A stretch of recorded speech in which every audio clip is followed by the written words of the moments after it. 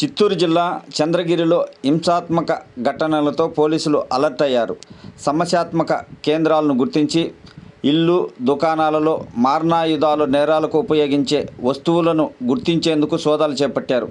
3 సిఐలు, 4 ఎస్ఐలు, 70 మంది పోలీసులు బృందాలుగా ఏర్పడి సోదాలు చేస్తున్నారు.